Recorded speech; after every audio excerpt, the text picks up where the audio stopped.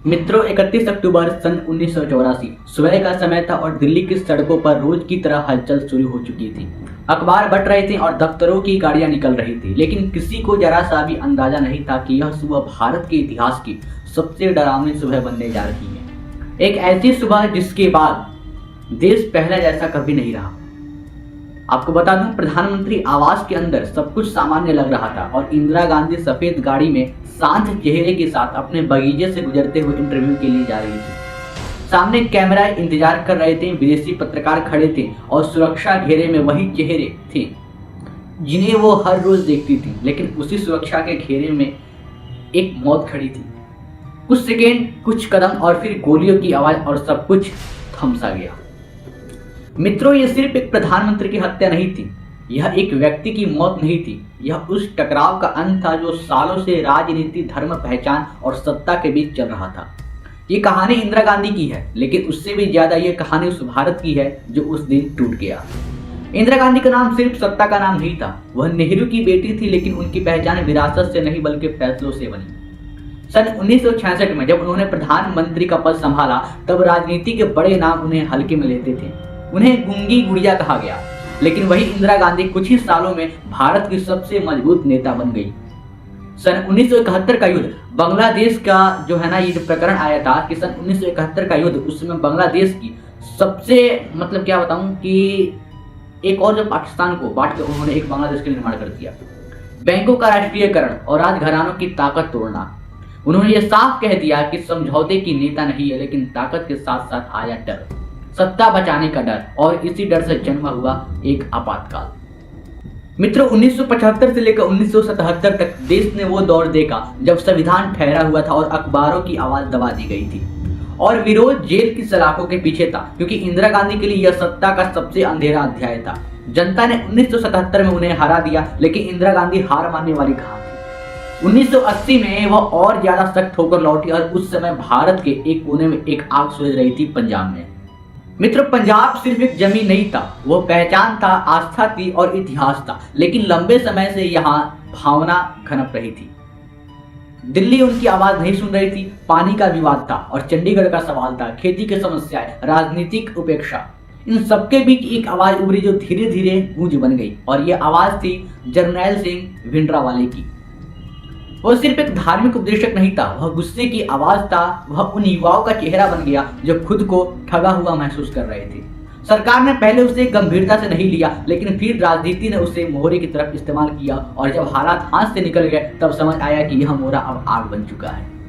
मित्रों, हिंसा बढ़ने लगी, हत्याएं हुई, डर फैलने लगा, और फिर भिंडरावाले ने स्वर्ण मंदिर परिसर को अपना ठिकाना बना लिया। स्वर्ण मंदिर सिख धर्म का सबसे पवित्र स्थान, वहां हथियार पहुंचे, वहां से संदेश गए और वहीं से चुनौती दी गई भारतीय राज्य को। आप समझ रहे हो, इंदिरा गांधी के सामने सबसे कठिन फैसला था कि अगर वह कुछ नहीं करती तो देश की एकता खतरे में पड़ सकती थी, अगर करती तो करोड़ों लोगों की आस्था आहत होती, और उन्होंने वही फैसला लिया जिसने उनकी किस्मत ही तय कर दी। मित्रों, जून 1984 में ऑपरेशन ब्लू स्टार, भारतीय सेना स्वर्ण मंदिर में दाखिल हुई और गोलियां चली, टैंक चले, अकाल तख्त को नुकसान पहुंचाया और भिंडरावाले मारा गया। सरकार ने इसे जरूरी कार्रवाई कहा, लेकिन सिख समुदाय के एक बड़े हिस्से के लिए ये बहुत ज्यादा एक अपमानजनक बात थी, घात था जिसे भरना आसान नहीं था। और इंदिरा गांधी जानती थी कि उन्होंने एक बहुत बड़ा जोखिम लिया है, लेकिन खुफिया एजेंसियों ने चेतावनी दी, कहा गया कि उनकी जान को खतरा है, खासकर उनके सिख अंगरक्षकों से। लेकिन इंदिरा गांधी ने उन्हें हटाने से इनकार कर दिया। उन्होंने कहा कि अगर वह अपने सिख भाइयों पर भरोसा नहीं कर सकती तो प्रधानमंत्री रहने का कोई अर्थ नहीं। और यही भरोसा 31 अक्टूबर की सुबह मौत बनकर सामने आया। मित्र, सुबह लगभग 9:15 बजे इंदिरा गांधी अपने आवास से निकलती हैं और सामने खड़े हैं बेवंत सिंह और सतवंत सिंह। सब कुछ सामान्य लगता है, लेकिन अचानक बेवंत सिंह अपनी रिवॉल्वर निकालता है और गोली चलाता है, और फिर दूसरी, फिर तीसरी, और इससे पहले कि कोई कुछ समझ पाता, सतवंत सिंह अपने स्टेन गन से गोलियां बरसाने लगता है। इंदिरा गांधी जमीन पर गिर जाती हैं, सफेद साड़ी लाल हो जाती है और प्रधानमंत्री को तुरंत एम्स ले जाया जाता है। डॉक्टरी की टीम जुट जाती है, घंटों तक कोशिश होती है, लेकिन शरीर बहुत ज्यादा खून खो चुका था। दोपहर 2:20 पर इंदिरा गांधी को मृत घोषित कर दिया जाता है। जैसे ही ये खबर बाहर जाती है, देश में सन्नाटा छा जाता है, लेकिन यह सन्नाटा ज्यादा देर तक नहीं टिकता। जल्द ही यह गुस्से में बदल जाता है, और फिर उस गुस्से ने वह रूप लिया जिसे इतिहास 1984 के सिख विरोधी दंगों के नाम से जाना जाता है। दिल्ली की सड़कों पर भीड़ उतरती है, सिखों को पहचान पहचान कर मारा जाता है, घर जलाए जाते हैं, बच्चे औरतें बूढ़े कोई नहीं बचता और सबसे डरावनी बात यह है कि सत्ता मूक दर्शक बनी रहती है।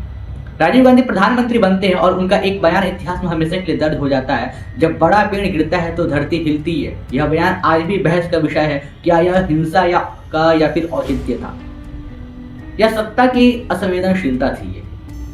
मित्रों, आज भी सवाल वही है कि क्या इंदिरा गांधी की हत्या रोकी जा सकती थी? क्या ऑपरेशन ब्लू स्टार का कोई और रास्ता था? क्या राजनीति ने धर्म को टकराव की ओर धकेला? और क्या एक फैसले ने पूरे देश को ऐसी कीमत चुकाने पर मजबूर कर दिया जिसकी भरपाई आज तक नहीं हो पाई? मित्रों, 31 दिसंबर 1984 सिर्फ एक तारीख नहीं है, यह एक चेतावनी है। वह याद दिलाता है कि जब सत्ता जनता की भावनाओं से कट जाती है, तब संवाद जगह बंदूक ले लेती है और तब इतिहास खून से लिखा जाता है। और शायद इसीलिए यह सुबह भारत कभी नहीं भूल पाया। मित्रों, आशा करता हूँ आप सभी को ये कहानी बहुत ज़्यादा आप सभी को रोचक लगी हो, तो प्लीज़ वीडियो को लाइक कर दीजिएगा, चैनल को सब्सक्राइब कर दीजिएगा। मिलते हैं अगले वीडियो में एक और नए विषय के साथ, तब तक के लिए नमस्ते मित्रों।